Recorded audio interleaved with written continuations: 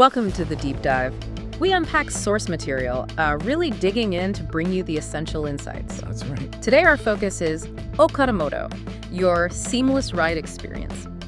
We're going to look beyond just the marketing description. We want to understand how it actually works and, well, what makes it stand out as genuinely seamless for you. What that really means in practice. Exactly. So when we talk about seamless, it's often about getting rid of those friction points, right? Yeah, those little annoyances. Those moments you're just trying to get somewhere and something slows you down or makes you uncertain. Okadamoto says they tackle this head-on. Okay. They outline this simple 5-step process. It starts basically by streamlining the booking. You open their app, tap ride. Pretty standard so far. Right. Input your pickup, your drop-off, and boom, immediately it shows you the fare and the estimated travel time. Ah, okay. So no guesswork. None. No waiting, no surprises on the cost later. This instant transparency right from that first tap, it feels like a very deliberate design choice, don't you think? Absolutely. Yeah, and this immediate display of fare and time, it isn't just like convenient. It's a critical confidence builder. Right. It sets an upfront expectation. That's a big shift from services where costs might, suddenly change. But what's truly fascinating here, I think, and maybe even more strategic, are the payment options they offer. Oh, go on. Well, beyond the usual digital stuff, they specifically list mobile money, e-wallet, and cash. That's interesting. Cash and mobile money. That's a good point. Because in many places, not everyone uses credit cards or even traditional banks, right? Exactly. So what's the bigger picture there, including those options? Well, it's fundamental. It's about accessibility, but inclusivity. This isn't just catering to different preferences. It strategically knocks down major barriers for potentially millions of people who might rely on cash or mobile money daily. It tells us Okadamoto is designed for maximum reach. So it opens it up to way more people. Right. It makes the service viable for a much wider audience, which can really, speed up adoption, especially in these growing urban areas where motorcycle rides are, essential transport for many. That makes perfect sense. Okay, so you've booked, you've picked your payment. What's next? Getting a driver. And here's where Okadamoto seems to add another layer. They don't just find a driver. Yeah.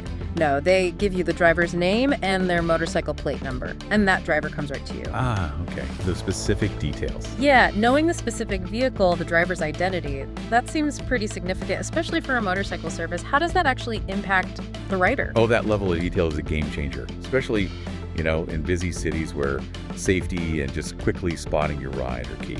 For a motorcycle service, knowing the driver's name and plate number before they arrive, that tackles a core user anxiety head-on. Who is this person picking me up? Yeah, definitely. It builds trust right away. It's not just information. It's about giving you a sense of control, some peace of mind right from the start. So it backs up their safety claims. Exactly. This proactive sharing, it really speaks volumes about that stated commitment to safety. Okay, so you've got the driver details, you meet them, you're on the move. What about the journey itself? Does that transparency keep going? It absolutely does. Yeah. If we connect this back to the bigger picture, that user confidence, the ability to track your ride in real time while it's happening, that really boosts the stress-free experience Okadamoto is aiming for. So you can see where you're going on the map. Right. You're never left wondering about the path or, if you're taking the quickest route. Yeah. It's that combination, knowing your driver and bike beforehand, having the price locked in up front, and then the real-time tracking during the ride. It paints a picture of a journey where you, the rider, are always kept in the loop, feel more in control. And then payment at the end is just handled through the app, nice and simple. Just as seamlessly, yeah. It completes the loop. So let's pull this all together then. What does Okadamoto's seamless ride experience really mean for you, the person using it? Well, it seems like it boils down to this unique mix of being really upfront and transparent. Proactive transparency. Yeah, giving you all the key details right at the start, plus that payment flexibility we talked about, which is designed for, all sorts of users. Exactly. It's like they've tried to design out the usual worries you get with ride hailing, making the whole trip as predictable and secure as possible. Precisely. And, that leads to maybe a final thought for you, the listener, to chew on. Okay. In a world where our daily commutes often feel, a bit out of our control. Yeah, tell me about it. Right. What new possibilities does this level of detail, knowing the exact cost, tracking the route live, identifying your driver and their specific bike before they even show up. What does that open up for how you might plan and manage your own travel? It really could shift the whole idea of what a stress-free commute actually feels like, something to think about.